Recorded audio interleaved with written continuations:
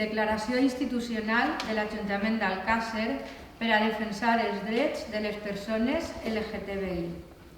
El ple de l'Ajuntament d'Alcàsser volem unir-nos un any més a la commemoració del Dia Internacional de l'Orgull LGTBI, un any marcat, desgraciadament, per la pandèmia de la Covid-19, que ha afectat de manera especial als col·lectius més vulnerables. Hem vist com el confinament ha agreujat problemàtiques ja existents dins del col·lectiu de persones lesbianes, gais, transsexuals, bisexuals i intersexuals. Situacions molt conflictives, sobretot entre les persones més joves, dins de les seues llars quan no respecten la seva orientació sexual. Augment de la violència intragènere, augment del sentiment de soledat no desitjada en un col·lectiu que viu ja de per si mateix en soledat de manera considerable. Per tot això, i a pesar que no podrem omplir els carrers del nostre municipi del color i de diversitat, no podem deixar de reivindicar aquest dia tan important pels drets humans. Després de les revoltes de Stonewall, en 1970, van començar a celebrar-se les primeres manifestacions de l'orgull LGTBI. Al nostre país, la primera manifestació es va celebrar en 1977, quan ser homosexual estava penat amb fins a 5 anys de presó pel simple fet d'estimar, perquè hem de recordar que encara estava en vigor la llei de perillositat i rehabilitació social. A aquella marxa van acudir 4.000 persones, valentes, per a reivindicar que ser homosexual, transsexual o bisexual no era cap delicte i no havia d'estar penat de cap manera.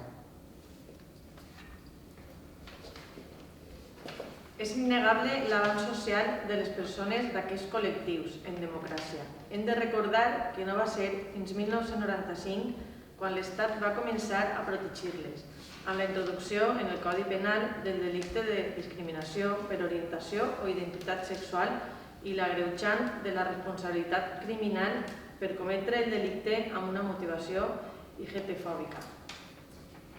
Però el gran salt qualitatiu es produeix en 2005, en la històrica aprovació del matrimoni igualitari, en l'aprovació de la llei 13/2005 de l'1 de juliol, per la qual es modifica el Codi Civil en matèria de dret a contraure matrimoni. Espanya es convertia així en el quart país del món a aprovar el matrimoni entre persones del mateix sexe, però en primer a aprovar l'adopció de parelles del mateix sexe en les mateixes condicions que les parelles heterosexuals. Espanya es posava d'aquesta manera a l'avantguarda mundial dels drets de les persones d'aquest col·lectiu. A la Comunitat Valenciana, les Corts aprovaren el 7 d'abril la llei 8/2017 integrant del reconeixement del dret de la identitat i l'expressió de gènere. El 6 de juliol de 2018, el Consell de Ministres va aprovar declarar Dia Nacional de l'Orgull LGTBI el 28 de juny, coincidint amb el Dia Internacional de l'Orgull LGTBI. I a la Comunitat Valenciana, la gran protecció al col·lectiu de persones lesbianes, gais, trans, bisexuals i intersexuals arriba de la mà de la llei 23/2018 de 29 de novembre de la Generalitat d'Igualtat de les Persones LGTBI. Tot aquest compendi legislatiu ens fa una societat millor, una societat on cap persona pot ser discriminada per la seva orientació o identitat de gènere. La llei ens iguala a totes les persones. Aquests valors, sens dubte, estan presents en el nostre municipi. La igualtat formal de les persones lesbianes, gais, transsexuals, bisexuals i intersexuals està garantida pel nostre ordenament jurídic. No obstant això, la igualtat real encara no està garantida. Així doncs, hem de continuar treballant com a administració local per a garantir-la. Al cap i a la fi, és la nostra labor defensar els drets de totes les persones, perquè suposa defensar els drets humans. Com a institució més propera a la nostra ciutadania, no podem permetre ni un pas enrere en aquests drets que, recordem, són drets humans.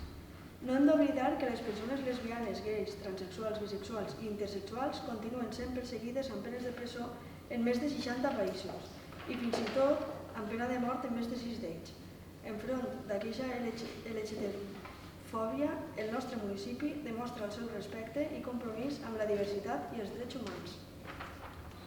La Federació Estatal de Lesbianes, Gais, Trans i Bisexuals ha decidit que les reivindicacions del col·lectiu en aquest 2020 giren sota el lema Dones LGTBI, sororitat i feminisme, perquè dins del col·lectiu les dones són les grans invisibilitzades i en alguns casos fins oblidades.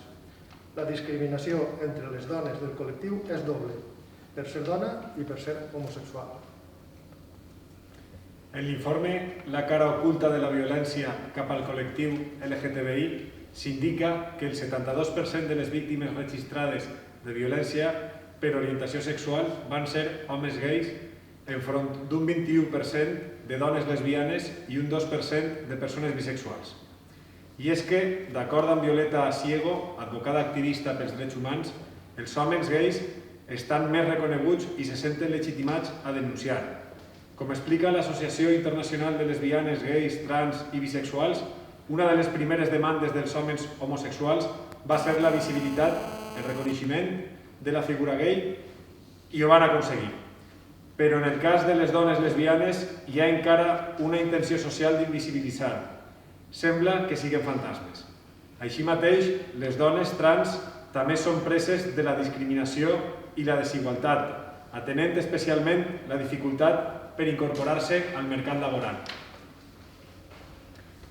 Un dels últims avanços ha estat la incorporació a la cartera de serveis bàsics del Servei Nacional de Salut el dret fonamental d'igualtat de tracte a les dones lesbianes en matèria de reproducció humana assistida, assegurant així que la inscripció dels fills i les filles d'aquestes parelles es produirà sense cap discriminació.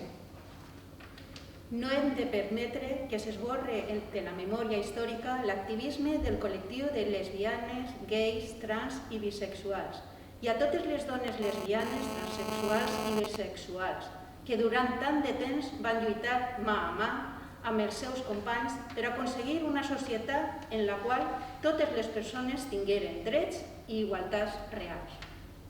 L'administració local és fonamental per a combatre la discriminació per orientació sexual i identitat de gènere, atès que és la institució pública que treballa més prou de la ciutadania, conjugant forces amb altres institucions com la Generalitat Valenciana, és la nostra labor protegir a tota la ciutadania. Per tot l'exposat, proposem els següents acords. 1. Elaboració de programes i campanyes municipals cap a la sensibilització, respecte i compromís amb el col·lectiu LGTBI. 2. Visibilitzar el suport institucional de l'Ajuntament a la ciutadania LGTBI. 3. Oferir assessorament i atenció a les persones d'aquest col·lectiu, així com les polítiques públiques en favor de les persones gais, lesbianes, trans i bisexuals. 4. Oferir, si és el cas, el suport necessari a l'associacionisme LGTBI del municipi per a la celebració d'aquest dia. 5. Instar al Consell i que al seu torn inste al Govern d'Espanya que sol·licite al registre civil que se suprimisca el requisit discriminatori cap a les parelles de dones que han d'estar casades per a inscriure als bebès nascuts. 6. Instar al Consell i que al seu torn inste al Govern d'Espanya perquè aprove la llei estatal LGTBI que reculla les reivindicacions històriques de tot el col·lectiu, de la llei integral d'igualtat de tracte i no discriminació, així com una normativa específica de delictes d'odi. 7. Instar a les diferents institucions públiques i privades a trencar amb els estereotips que acompanyen a les dones lesbianes, bisexuals i trans. Alcàsser, a 25 de juny de l'any 2020.